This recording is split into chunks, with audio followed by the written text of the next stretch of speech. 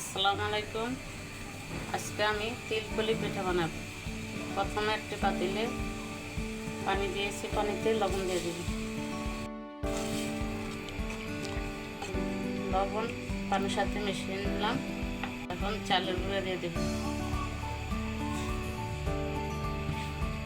এগুলি ভালো করে নেড়ে ছেড়ে ডো করে নিব। অনেকটি বলে আমি ঢেলে ভালো করে মতো নিব।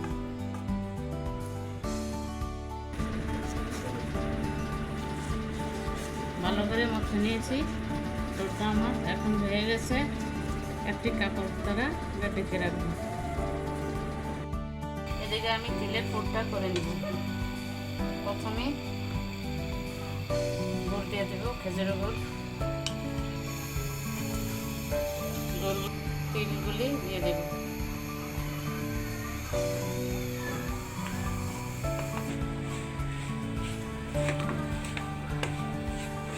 নারকেলগুলি দিয়ে দেব। নারকেল কোরানোগুলি মিশিয়ে নিব।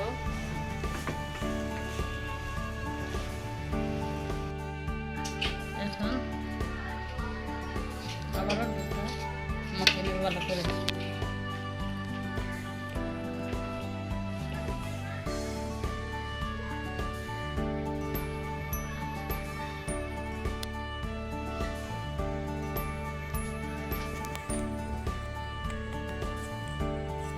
পিঠার জন্য এখন বেলে নেব।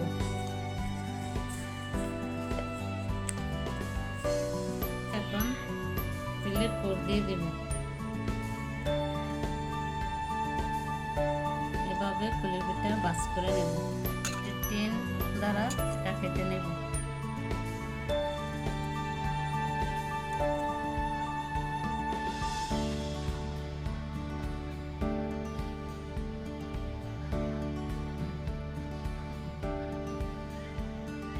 এটাকে আমি সবগুলি পিঠা বানিয়ে নেব।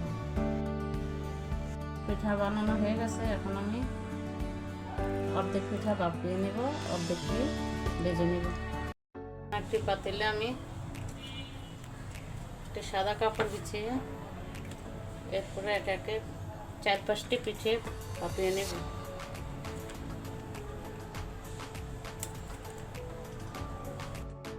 কয়েকটি পিঠা দিয়ে আমি দিয়ে নেব।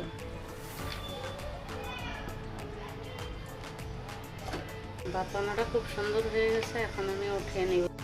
একটি প্যানে তেল দিয়ে আমি আর অর্ধেক পিঠা ভেজে নেব।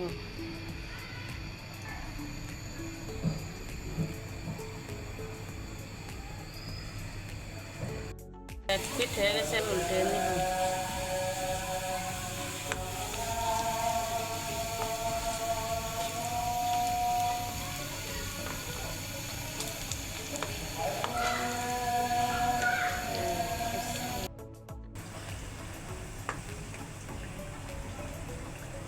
ভাজা হয়ে গেছে, এখন এটি উঠে নেব।